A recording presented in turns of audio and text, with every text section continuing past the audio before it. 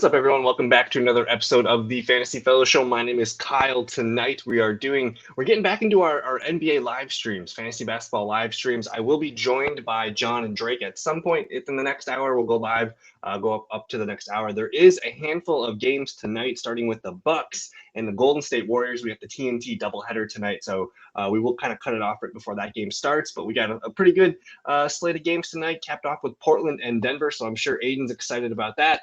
He's got a question here off the bat. So if you guys do have questions, fire them up in the chat room. And again, John will join us at some point, and then I think we'll see Drake at some point. Good evening to you, Jake Phillips. We're gonna get we'll get John and Drake on here whenever they can get in. But let's go ahead and look at this question real quick. Start bench cut. We're gonna go KCP, Marcus Morris Sr. here. So I'm just gonna load these guys up and put them in the compare tool. And let's go ahead. Actually, I should probably hop into a screen share, huh? That might be helpful. So let's go ahead and do that. There we go. And so we got Marcus Morris Sr., we got Gary Harris, and let's take a look at Kentavious Caldwell-Pope here. All right, so we got three players here. They're all kind of averaging decent points over the last few games, and it looks like on the season they're all averaging about 30 minutes. If I filter by the last 7 days, though, it looks like Gary Harris is the leader with 33 minutes per game in terms of total fantasy points. So it's Marcus Morris Sr. getting 30.4 points per game in this scoring format. So we had a couple 40 pieces in here. As long as he's getting these minutes, I kind of like him as the best. So he's the standout. I'm probably going to start him. And then in terms of keeping and cutting, looks like we got John hanging out with us tonight. Welcome to the show, John. Hey. How are you doing? I'm doing great. You can hear me okay? Yes. All right. I can hear you just fine. We got the Milwaukee Bucks hat on there. We're going to be seeing some good ball in about an hour or so. We also have Jacob Phillips in the chat. Jacob Phillips. Wow. Maybe his first time appearing in the fantasy basketball chat. I'm not sure. But he should be watching this show. This man needs some help. So hopefully yes. We can. If he learns something, that would be, I guess, to our detriment. But anyways, man, I was just before we'll get into some stuff soon. But I was just answering this question here from Aiden, asking about starting, benching, and cutting KCP, Marcus Morris Sr. and Gary Harris. I'm advocating to start Marcus Morris, and then between Gary Harris and KCP, it's looking pretty even. I don't know if I see anyone that's better than the other. Harris really just offers points. The rest of his nights are pretty shallow, whereas KCP, kind of the same thing, but it looks like he's actually been a little bit more uppity in some rebounds and assisting categories. So I'm going to keep KCP and we'll toss Harris. But I don't know, man. It's been a long time since we had John on the show. I just want to open it up to what kind of basketball have you been tuning into, and just where are we at in the NBA season so far? Yeah, what's up, man? Hey, been watching a lot of this, a lot of Milwaukee Bucks as usual. Unfortunately, with the holidays and whatnot, I haven't been catching as much as other basketball as I'd like, but certainly watching a lot of Bucks, and it feels like we're like at the halfway point. It feels like we're like right where we should be with the NBA season. Like the schedule's on like a normal calendar this year. I think that helps a little bit, and we'll see what happens. It's been a fun season so far from what I've seen, and super excited for this Bucks Warriors game in about an hour, like you mentioned. It is a big game. I still think Draymond Green is going to be out. I don't know. Do we know if anyone from the Bucks that's not playing tonight? I believe Drew Holiday is still out, but okay. And obviously Brooke and Dante. Okay. So we'll see if we can we need to play big ball against them. I think we can beat them inside, but we'll see. But man, just looking at to me, now that the football season has ended, I'm going to be doing more basketball content going forward. So it feels like to me, like the NBA season just kind of got through preseason, and now we can actually like look and see, okay, this is where the teams are at. This is the new starting point. So I'm just excited to kind of start getting back into it and watching games on a routine basis here. But as it lays, the Eastern Conference, Chicago Bulls, someone that lives in the Chicago area, have you caught much of the Bulls on the TV? And what can you tell us about Chicago right now?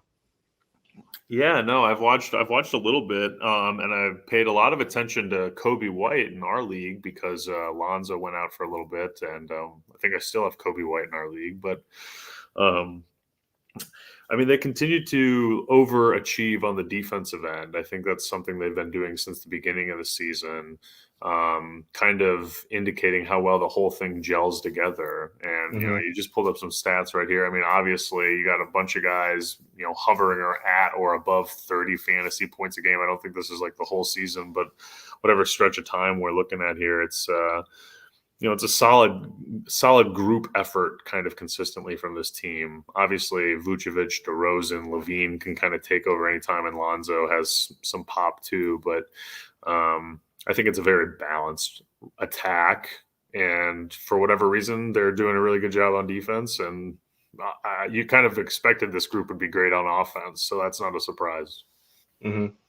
But the defensive stats right now are pretty good. So any other, I guess, just kind of, we like to recap the standings and look at things from the top of the forest perspective here. Miami Heat and the Bulls are playing the best right now, I think, in the East. You could also make an argument that Philly's playing really well. They've won 8 of their last 10. But what teams have you been able to watch lately that have impressed you or have not impressed you, or just any other thoughts here on the Eastern Conference as it lays? Yeah, well, Kyrie's back since we spoke last, which is an interesting, just an incredibly interesting situation across the board, as usual with Kyrie. But excited to see how they fold him into what they're doing. They've been pretty heavily impacted by COVID, but Durant and Harden, I think, have played a lot of games. So even if they're still kind of getting screwed by COVID and injuries, I think just bringing Kyrie back, he can win games all on his own. So it's an interesting dynamic. I think it's going to be a lot of fun. Hopefully he can play more than just away games, but we'll see. That doesn't seem to be the case right now. And have we figured out who the guy to add is? When it's a home game and Kyrie's not playing, is there someone that we can pull up into our lineups and say this is going to be the Kyrie replacement for that night? I think Patty Mills, replacement, no, but a guy who's going to get a lot more shot opportunities. Patty Mills for sure. And outside of that, it's just kind of whoever's available. And also, I just feel like Durant and Harden just shoulder a lot more of the load in those situations. Okay. As you can see, they both are huge fantasy scorers this season. Okay. We got some questions here from Aiden. I want to get into some of these. So he's got another start bench cut for us. Thinks he already knows my answer, but I don't even know the answer here. I think I've always been a Terrence Ross guy. And Ross, it's the Magic, but Ross has been playing really well. I think he tripped up a lot of my waiver wire sensors. But Pistons, have you watched any Pistons lately? Your beloved Pistons? Hamidou Diallo has been on a bender the last few weeks. Diallo's always. Every time I watch the Pistons, and I watch way more of them than you should, but it's not a Pistons fan per se.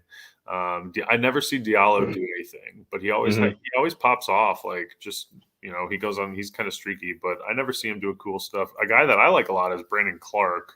Yep.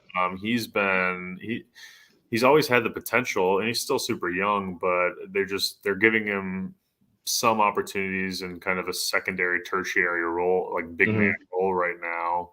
And whenever he's getting on the court, he's usually doing good stuff. So I like him a lot, and I think he's got upside. But with Clark too, if you're so start bench cut, I would say you're definitely starting Ross or Clark. I don't know if it matters too much, but I want both of them. And then Diallo, I think I'd be the most confident cutting him. But Diallo to me, so I'm on the verge of this decision myself. I rode Diallo because they had some fierce COVID battles here. So there was a time where he was getting 30 minutes and then it jumped to 34, 34, 39, 39, and 50. He had 76 fantasy points in that game. So I've been riding him since about the 20th here, 1921 in this range. So I've been riding him for a while. His numbers are trending down, but he's still a useful fantasy player. If you're in a 10 or 12 man league, you see these points, 17 as the low point, but kind of in between. He'll get you a 30, get you a 21 every now and then. So his ceiling is capped though. As long as those other players are healthy and back, he's not going to be getting these heavy minutes. So he's kind of the odd man out here. But over the last 7 days, it looks like Brandon Clark is the guy that leads in points with about 32.5. Terrence Ross not too far behind him, about 31.3. So Diallo is the cut. I think with Brandon Clark he is a fantastic role player, and you know that his minutes probably in the mid-20s as you see it here. He doesn't need to do much though, because he's going to kind of do a little bit of everything. So on those games where he does get the 15-point insane rebound, it's going to be a good game. So it looks like his floor is in that 25-point range. You take the lumps, if he gets a 17, it's rare. So I think I'm going to use Clark. I will hold on to Terrence Ross just because he's been sharp since he returned here the last 6 games. This looks really good. I actually think I might start Ross and then hold on to Clark instead, because he's actually getting the starter minute. So I would rank them Ross, Clark, Diallo. I think that makes sense. Yeah, it's a pretty interesting, if that's like your end of bench situation, right? You can't really go wrong, I don't think. But I'm assuming this is probably for an 8 or a 10-man league, because all these guys. I mean, Clark is 40% roster. Hamidou Diallo 12.8 and Terrence Ross 10.3. So Ross is an ad. If you're playing and he's available in your league, you should probably go snag him, because he can definitely help contribute right now. Yes. And then Aiden's saying he needs help with a DFS lineup for the Grizzlies game. What time is that at? Memphis, Minnesota. Okay. So are you playing? Is that strictly just for that? Is that just like a showdown type thing, just for that game? Let's take a peek at Memphis and see what they've been doing. How much Memphis have you been able to watch of late? I've seen some like highlights. I'll catch like some of the House of Hoops highlights or whatever.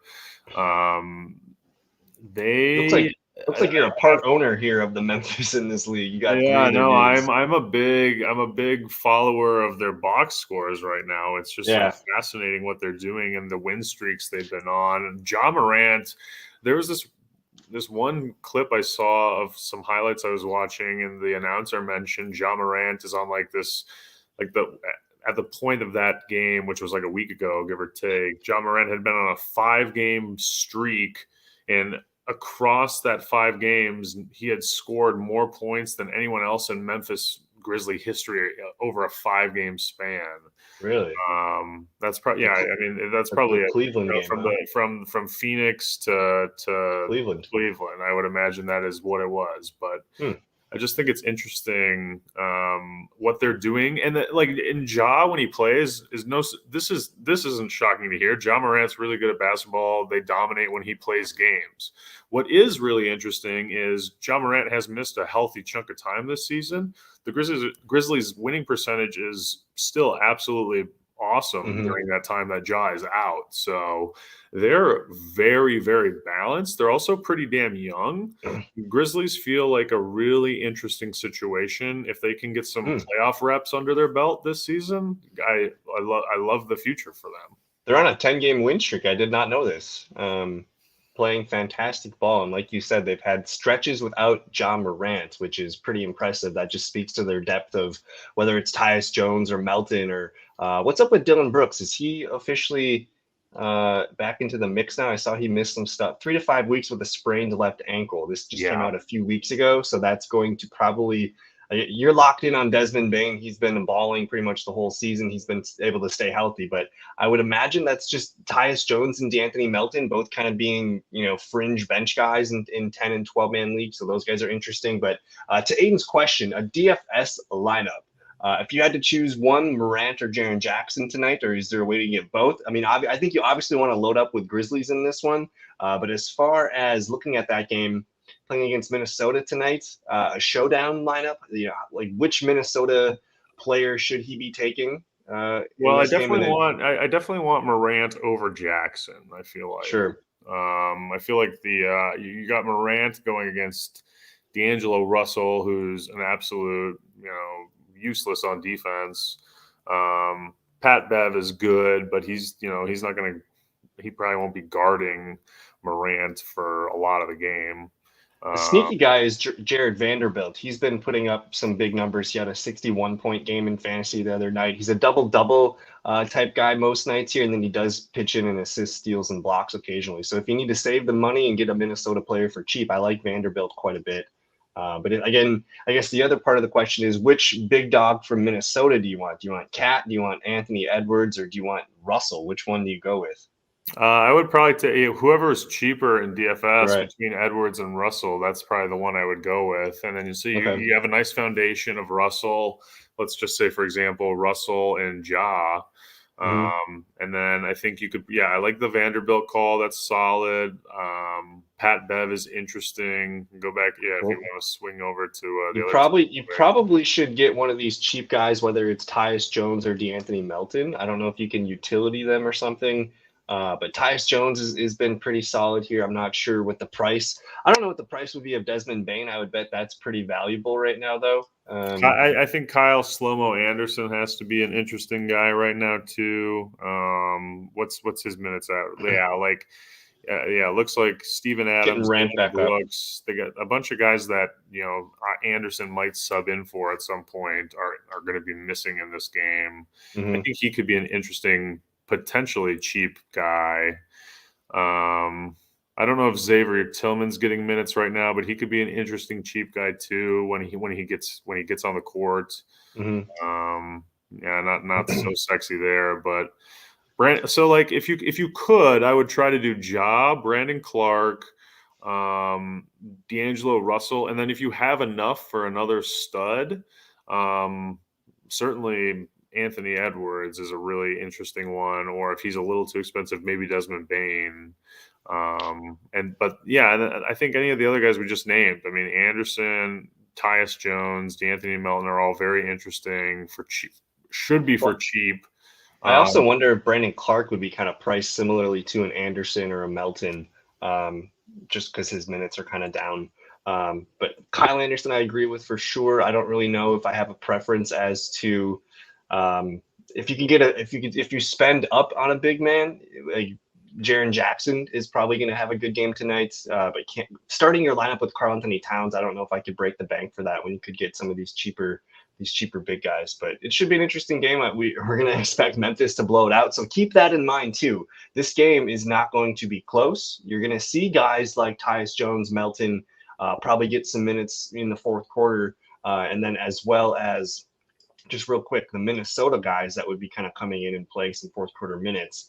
Maybe it's maybe I stay away from that. I'd probably just stick with the better team. But that kind of pulls me towards Tyus Jones or Melton a little bit more. Any other final thoughts on the Grizzlies? No, I think we covered it pretty good. Alrighty, and then this is a good one because I was reading an ESPN article about Anfernee Simons here, the Portland Trailblazers. So I don't really know exactly what's going on with Damian Lillard. Are you up to par with the situation? I mean, I know he's missed a bunch of games lately. I'm not exactly sure what his return is. We got some news from this morning. So he underwent surgery today to repair core injury causing chronic abdominal pain.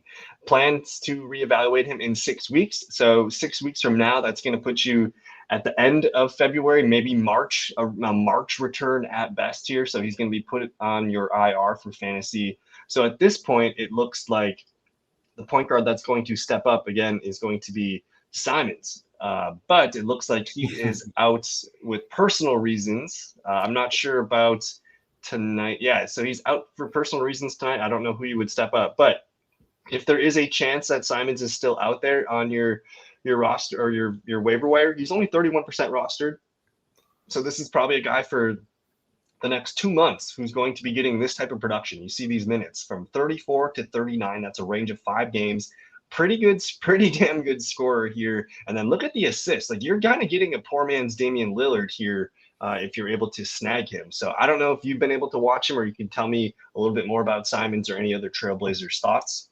Well, I think Simons is either like a year 2 or year 3 player, super young, super kind of raw when he came into the league. So he's still got a ways to go in terms of development, but obviously these are really good signs. And if Lillard is out, like you mentioned, for an extended period of time going forward, like, I think you gotta.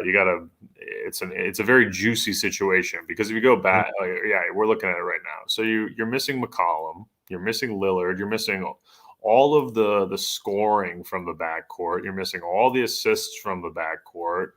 Essentially, a big chunk of the rebounds from that part of the court too. So if you're talking Dennis Smith Jr., CJ Ellaby. I'm not even sure who CJ Ellaby is. But these are guys you got to at least pay attention to right now. And then, yeah, like you say, Anthony Simons, once he comes back, if he comes back soon, should have a lot of opportunity.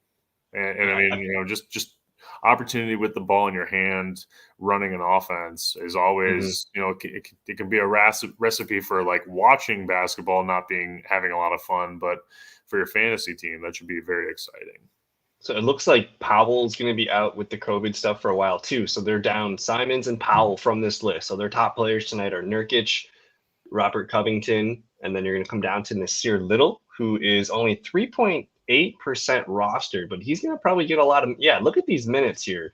Not the best fantasy numbers, but if you're just playing a minutes game, you could, pop off for 30 some points tonight against Denver. So he's an interesting guy to keep an eye on. But then I'm looking at the guards here, McLemore and Dennis Smith Jr. I think Smith Jr. is a guy who, if he gets, 30 plus minutes, he's going to be very productive. He's kind of a low minutes backup player right now. But again, if Simons is not playing tonight or going to miss a couple more games, this guy, Dennis Smith Jr., interests me. And I don't know about McLemore. I don't know much about him, but it looks like he's been in the rotation the last 6 games pretty heavily, but the numbers seem kind of fluky here. So I think I would trust Dennis Smith Jr. more. And then I'm definitely interested in Nasir Little. But any other names you think we should have on our radar here?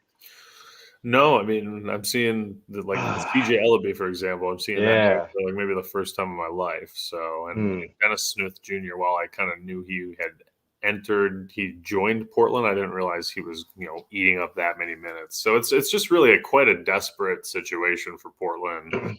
I'm not sure, what is this? Yeah, we don't like to see this either. Our boy. But I don't know the standings. Let me see where the standings are for these guys. So they had been battling back, but I think that Damian Lillard news might have just put the nail in the coffin for them. But they do. That's going to push the Spurs or the Kings maybe into the 10th spot here. I don't know. We still don't even know when Zion's going to play, but we'll see if the Kings or the Spurs can make a run. So I don't know, man. What that 10th spot in the West is gross. So what, I guess it's been probably like a month since we've done a live show. Outside of the Milwaukee Bucks, which team have you been able to watch the most? I've seen a little bit of the Suns, a little bit of the Lakers. What else? I'm looking at this list. A little bit of the Jazz. And a little bit of the Grizzlies and a little bit of the Warriors. I've probably seen those the most in the Western Conference. Anything from up here? Probably Nets, Bulls, Hornets, Celtics. Somehow always the Pistons. Always the Pistons. I'm always finding a way to watch Pistons content. I think the I'm Hornets, 8 people that watches their stuff. I remain very interested in the Hornets because the Bucks just played them and lost the other night. But they lead the Eastern Conference in points per game at 115, and it looks like only one team, the Utah Jazz, scores more points than the Charlotte Hornets. So that's interesting. Let's pull them up and take a peek and see what they've been cooking with the last. For me, dude, I need a reset. There's been so much COVID. It took the fun out of fantasy basketball and even fantasy football for that matter for a little while. And it still kind of sucks that we're not getting, all the stars on the court at the same time. It's been kind of this weird touch and go kind of thing. But it looks like right now they are fairly healthy with their stars and the most people being healthy here. But it looks like they have 5 dudes here averaging more than 30 fantasy points per game. They're getting help from PJ Washington and Cody Martin. From your time watching the Charlotte Hornets, what have you been impressed with or have been noticing so far? Well, it's the balance. It's I forget exactly who the Bulls. We were kind of talking about the Bulls. And these are teams on different tiers and different places in their lives right now. But But one thing that's very similar between the Hornets, the Bulls, and also the Grizzlies. I mean, three of the teams we probably focused the most on tonight, besides the Blazers. And I love the balance. I love that they have a lot of people cooking. LaMelo really gets the ball moving around in the offense, and he's a much better scorer than I think people realize. While I feel like Gordon Hayward and PJ Washington might be kind of underperforming, considered given what their expectations might have been this season, they're fitting in very nicely. And Miles Bridges, who I have officially announced months and months ago, I thought was going to win the Most Improved Player of the Year award. I'm not sure that's going to happen anymore, but he's still balling out this season. So he's been fantastic. I think he pops off the page the most when you watch this team. Like if you're of guys you're not thinking are going to pop off the page. But yeah, it's a fun team. The offense, to your point, is explosive, incendiary. Terry Rozier is also a Bucks killer, so I think this is the new Miami Heat in the Eastern Conference. I think for the Milwaukee Bucks. I think this is a very dangerous team for Bucks fans or for the Bucks and just the entire organization. This is a very good shooting team, a very fast team. Not that the Bucks aren't fast, but this team, like usually when teams run against the Bucks enjoy it. This team enjoys running against the Bucks, so it's a tough matchup for us as far as I've seen so far. What I find interesting about them is they don't. I mean, they have Mason Plumlee, but for the most part, they don't play with a true center. They kind of play this. They pretty much don't play without a five. They have all good length for the most part here, but they're fast, they're quick, they're good shooters, they have good spacing, and they're all kind of playing in rhythm together. So that's what kind of makes them tough. And when they get matched up against a team that plays, with a traditional center, they play pretty quickly and they're hard to match up and stick with, and they can kind of do whatever they want on offense. So it's kind of fun to watch. I'm trying to think, are they missing anybody at the moment right now that needs to come back and be a contributor? It looks like they've been pretty healthy this season. Yeah, I'm not sure. I think why don't you quickly switch to like the season long stats to see if there's anyone else that pops up in there, but otherwise I'm not sure. I think they've been relatively healthy. Just some bench guys. So yeah, they are for the most part in full health and humming along, and they're going to be a sneaky team if they can finish in the top 6 and avoid that play-in tournament. They'll be again, like you said, they've been kind of the Bucks' kryptonite in the few games that they've played. So I think they could do some damage if they make it into the first round. We do have another start bench cut here from our guy Aiden. Let's take a peek at this. I'm going to filter to all these guys. So Kevin Love is interesting. I have been debating on if I should be dumping him as well. He just has not been playing, I guess, as good as he had been just a few weeks ago. And we have Marcus Smart. Dude, we haven't even talked about the trade that went down today. So maybe we'll get that kind of going in the back of your mind. We'll move there in a second here. So I'm not sure which Bogdanovich we're going to go with here. Do you think it's Bogdan or Bojan? Let's just put them all in there. We're just going to put them all in there. Get them all the bogeys. The more bogeys, the better. They're very similar here. So just in the last 7 days, let's crank these up here. Well, if it's Bogdan, Bogdan's the clear winner. So I'm assuming you're probably talking about Bojan here. So he's a clear in tier above all these these guys over the last 7 days. So I'm gonna remove him. Now, looking at the fantasy points per game, I see 19.8 for Kevin Love, Marcus Smart at 19.6, and Bojan is at 18.9. So they're all kind of the same. But in terms of minutes, Bojan's getting 35 minutes per game. That's significantly more than Smart or Kevin Love. So he's the guy that's on the floor the most, probably scores the most points, but he doesn't really do much in the other stats. So this is a tough one for me, John. I don't know which. They're all kind of the same to me. Yeah, I'd probably go Smart and Bojan, I think. So I go start Smart, bench Bojan, and hello. And well, first of all, I'm going to welcome Drake to the live stream, sir. How are you doing? Doing great, guys. Happy to be back. You just happened to pop in while we're looking at this beautiful man on the screen named Kevin Love. So we'll get. I'm so upset that he was on my watch list for so long, and he's still on there, but he shows that he's not the team. Maybe we'll work on a side trade after the show. We'll see what we can get done here. But this is interesting. We're playing start bench cut here. I really don't see a difference between any of these guys. Kevin Love was on a bender not too long ago. Like he was putting up some mad points. He had a streak here of 5 games over 20 points. Yeah, 35 and 11. Didn't he hit like 20 or something in one quarter? I can't recall. Cavs beat the Jazz last night, by the way, guys. They did. So I think just from the longevity standpoint, I kind of want Kevin Love.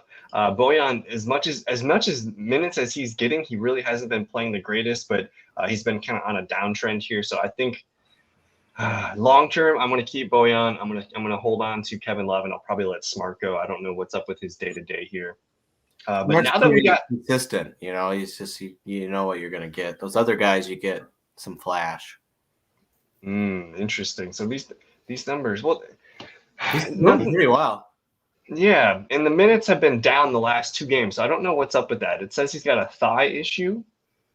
He played 44 minutes against Orlando. That is the state of the Boston Celtics right there. Correct. So, okay, so he's going to get some more minutes in the future here, but I guess long term, if you guys had to pick one guy, who are we keeping?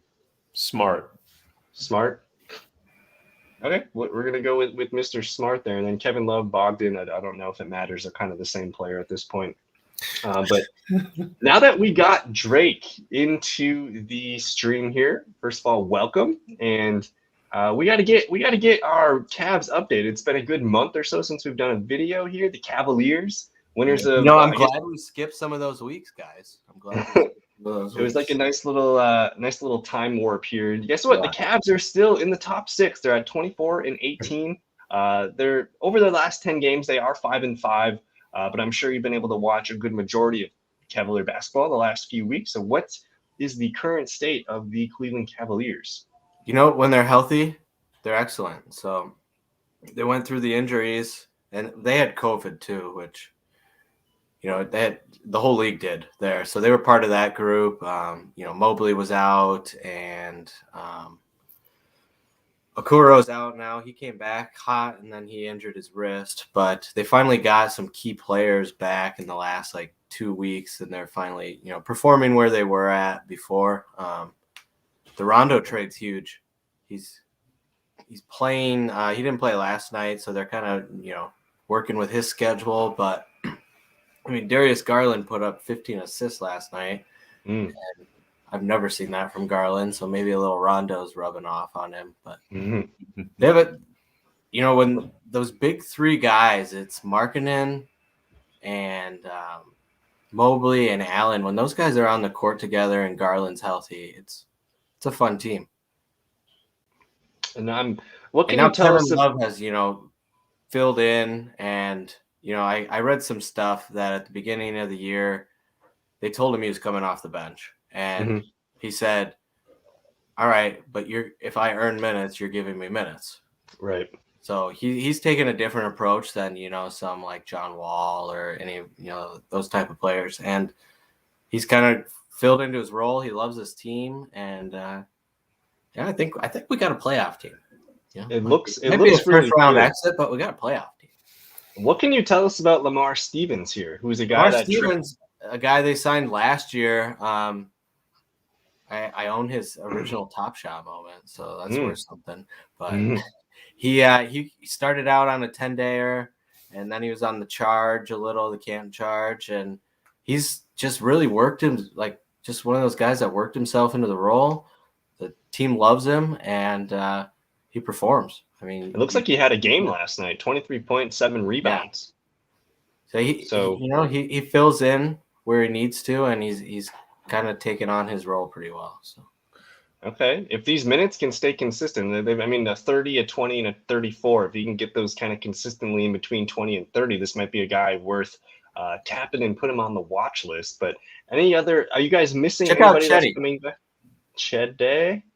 Let's see what the man's been up to. Okay, yeah, he's still him. Well, so the minutes are there though, but I guess it's Just from not, watching him, he's played good ball, but this is what it equals. Okay. But are you guys expecting anyone back? You said Okoro's out for just a little bit here. He'll be back in like 2 to 3 weeks. So that was from the January 3rd, yeah. so 10 days. Maybe by the end of the month here, maybe early February, we'll see if we can get him back. But anybody else? Rubio's done, and Rubio, yep. Sexton's done. Pengus has been getting more minutes, but not really. So the Rondo trade kind of pushed it back. So. Okay, and John, have you? Your big guys are just at the top. So. And it's kind of like Lamar Stevens is beginning to kind of creep into there with 23 fantasy points per game, but it's these top 4 for sure. But I was going to ask John if you've been able to catch any of the Cavaliers on national TV. Or any other TVs. Not really on. They're not on national TV, but I have seen a little bit of the Cavs. I have to admit the Rubio injury was hurtful to me personally as someone who drafted him in a double-digit round this year. I was just loving everything he was doing. He was a lot of fun to own in fantasy this season, and I'm sure incredibly fun to watch as a fan of the team. Just a fun player all around this year. Sucks he's out. But Lamar Stevens, I got a random Top Shot moment from him. I asked Drake who the hell he was, and that's kind of the first time I noticed him. A couple months back. But this 23-point game, I wanted to ask Drake. Drake, I think this might be his first 20-point game of his career. Would you say, is that true? No, probably last year at the end of the season. He was playing a lot. So he had one last year. I'm sure he snuck one in there. Yeah, and the Kyle Bauer weeks where Kyle's picking him up and winning championships with him. That's fine. He's really interesting. I would love to see where he fits in like next year when they're more healthy. But he's getting a lot of opportunity right now. He looks solid. I think this team makes another move. And it's probably their first round pick that they. Who are the Cavs going after right now, or what can they get? What do they trade away? Well, the only rumor that really exists right now is the Simmons one, which, I mean, it doesn't do anything for the Sixers unless they get a third team. Right. So, and that one's weak too, but I also love Colin Sexton. But I think his tenure might be on the slim here with the Cavs. Interesting. When do we have the trade deadline? Is that a month away? Middle of February, right? Like usually, the 15th or something? Usually right before the All-Star game. Yeah. Let's take a peek here. February 10th, so okay, yeah. We're 4 weeks away from that. But then, so Drake, at the top of the show, John and I kind of just started talking about, I asked him, what teams have you been watching? So I want to throw that one to you. What, besides the Cavaliers, what other teams have you been able to put your eyes on this last month or so? Mostly the Bucks. Because where we live, right. The Nets have been on quite a bit, so I haven't committed full time, but I'll pop in and watch 5 minutes of Kyrie COVID ball and then get out. Okay. The Bulls and Knicks have been on quite a bit too, which I wish I would have watched that Hornets game last night. I missed that one as well. There's an upcoming Bucks-Bulls game, I think, next Friday night in Milwaukee. I think that's going to be some must-watch TV. But I guess for the most part here, I kind of wanted to use tonight as like a reset button. And I was looking at some things, and I was just curious, thinking about like how everybody, we drafted these players, and I wanted to kind of just look and see who had the most fantasy points. And it's pretty consistent at the top, but then you get guys like Sabonis at number 4 and Dejounte Murray at number 5. Your keeper. Either of you guys, first couple thoughts looking at this list of the best fantasy players so far. This is still playing out with COVID, though.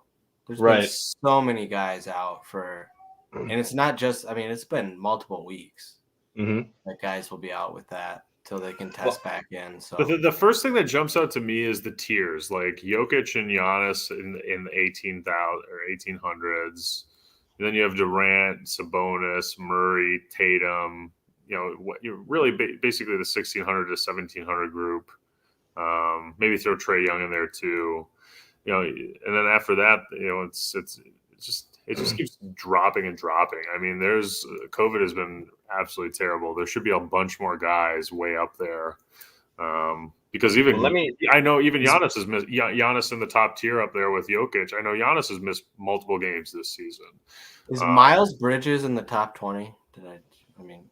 He's right here at the edge, right here. I was gonna hit filter and let's just click this by averages and see. Averages are always an interesting look too. So now you get Embiid popping up in here, LeBron, of course.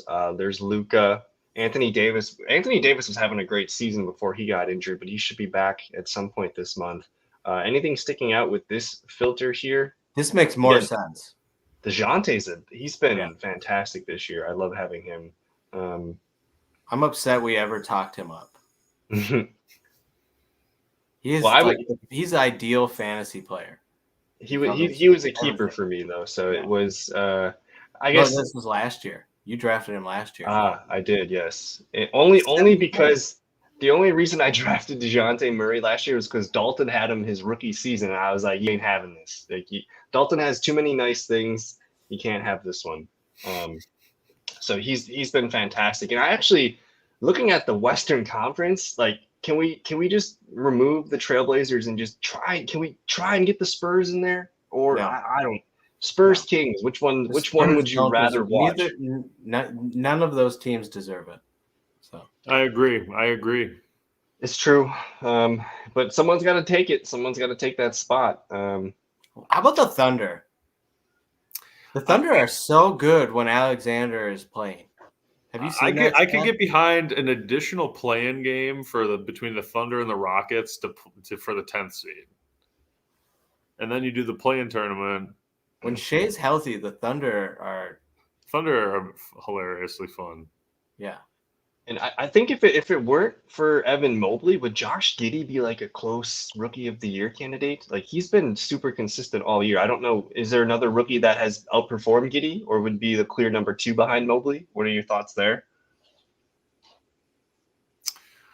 I think Mobley for me is definitely the Rookie of the Year because of the impact on both ends of the court. Right. I know he's missed a lot of games, but I think a lot of the options have. I think Scotty Barnes would probably be over Giddey for a lot of people. Mm-hmm. In fact, Giddey, I love could actually win Rookie of the Year.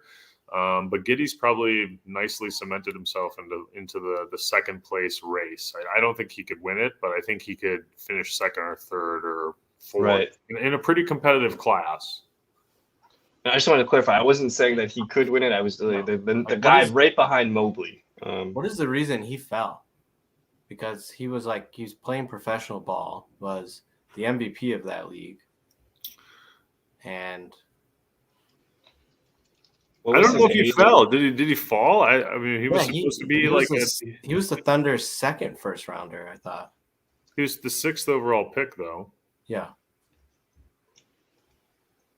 I thought he was supposed to be top 10, top 15. I thought he was a top 5 guy.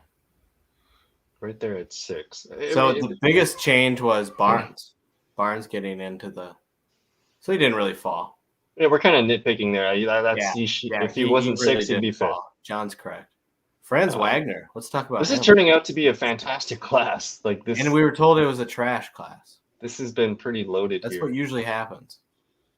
And you got Duarte, who's been awesome. You got Primo, the youngest player in the draft by like a long shot. I think he's still got a little bit of upside. Probably not this season, but in the future.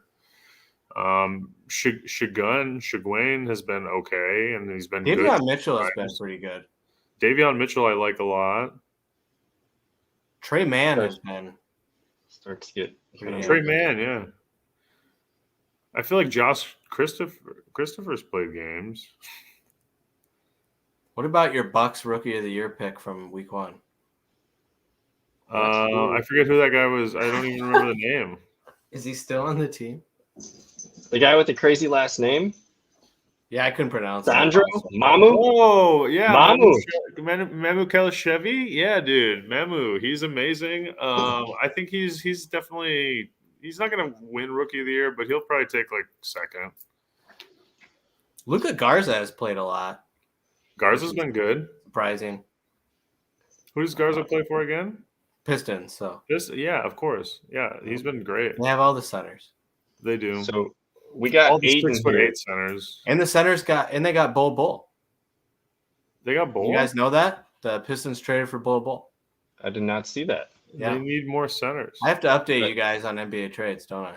I was going to say, speaking of trades, we have Aiden reminding us the Cam Reddish trade. I wanted to talk about how he fits into this and what we can expect, I guess, for fantasy going forward. This lineup is interesting. The Knicks, what is their current states here? They are currently 21-21, so they need some pep in their step here to get into at least the play-in tournament. But I don't know, John or Drake, did you guys have any thoughts on how Cam Reddish fits into here, and can he help?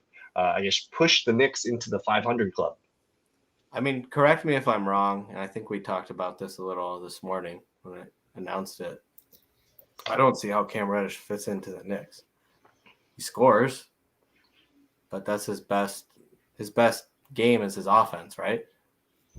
And I don't know.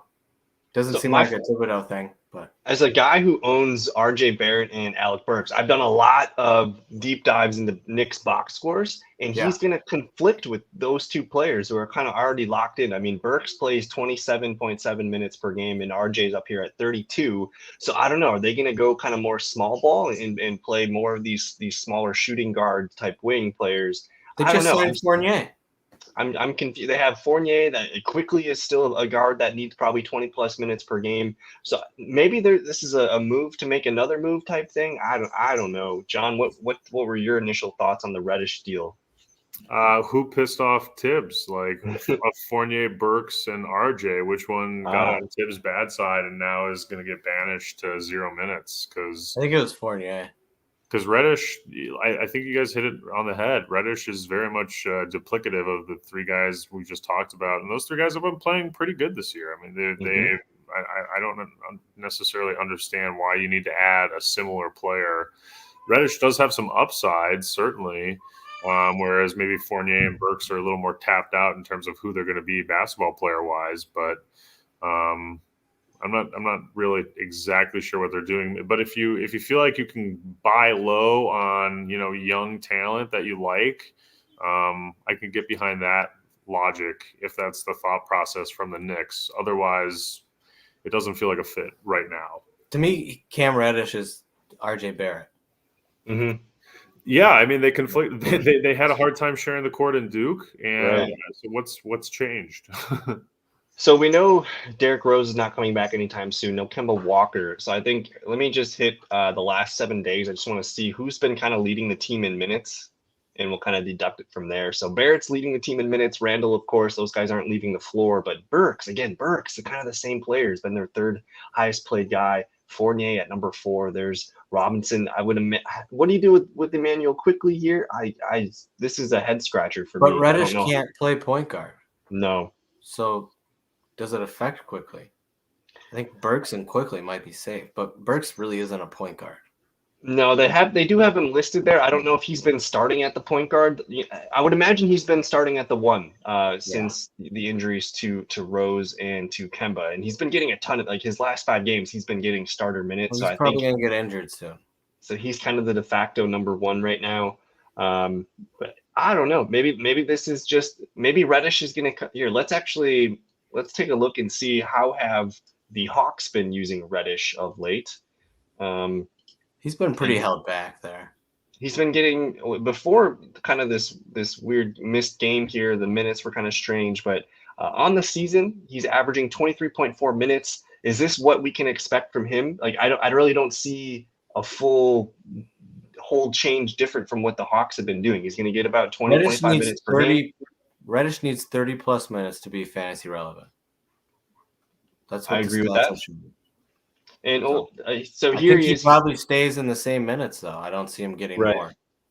And I guess It's maybe not a it's point just guard. insurance if any other injuries happen to the Knicks. But I'm intrigued here. John actually owns Cam Reddish. Any final thoughts here, John, on what we could maybe hope? Like, what's best case scenario for the Knicks with Cam Reddish? Minutes. He needs minutes. I think Drake said it exactly the way I was thinking it. Like, if he can get 30+ minutes a game, that's a good situation for him as a fantasy piece. And over the last couple of weeks, he was doing so until he had some like weird ankle and I think also like an arm injury, maybe an elbow that contributed to some of those weird minute games. But he's beyond that. He was playing really well over the past like month. I think he's got some really good upside. So I wonder if the Knicks are maybe just kind of like saying, hey, this season, fuck it. Let's just get the best talent we can, best young talent we can to surround Randall and Barrett, and maybe quickly and Robinson and come back strong next year. So here's something that Quentin Grimes. I don't know what either you know about Quentin Grimes here, but he's averaging 20 minutes per game over the last handful of games here. He's been a significant, bench piece for the Knicks over the last month. So if anything, Grimes is going to get kind of pushed away, and you're going to see Cam Reddish basically come into this 20-some minutes per game. And if he can impress, he's going to impede on some of the Fournier, maybe the Burks minutes. I'm not sure, but I think at the moment right now, you're probably looking at a lateral move for him in terms of fantasy where nothing really changes. He's going to get about 20 fantasy points per game, kind of the point per minute deal. So it's interesting. But then Drake, Aiden chimed in there on that deal with Bol Bol. Does that make sense? Yep. Bol Bol's not going. Interesting. So why couldn't he pass Failed his his physical. He's 7'6" and failed his physical. Interesting. Sorry about the right there. But we got a Bucks game in 10 minutes, so we can get out of here. I just wanted to offer up any final thoughts. We'll be going live again once a week, I think, whether it's Tuesday or Thursday. I think I'm going to try to get Tuesday and Thursdays into my rotation, so we'll have something for you guys going forward that's consistent. But any final thoughts, John, on tonight's show, or what you're excited about to watch tonight or this weekend? Anything on your mind? Yeah, I haven't been able to see a game with Clay. I've seen some of the highlights of his return, but I haven't actually sat down and watched a game yet. So excited to see Clay play tonight and Bucks Warriors. It should be a very interesting game. And then for you, Drake, we're glad that you were able to make it for the back half of the show. We'll get more into some things next week. But any final thoughts on tonight's show, or what you're excited to watch for tonight, or any games coming up? No, I'm excited to watch the Clay Thompson versus Bucks game. I watched a little of the Sunday game with Clay against the Cavs, and of course he looked back.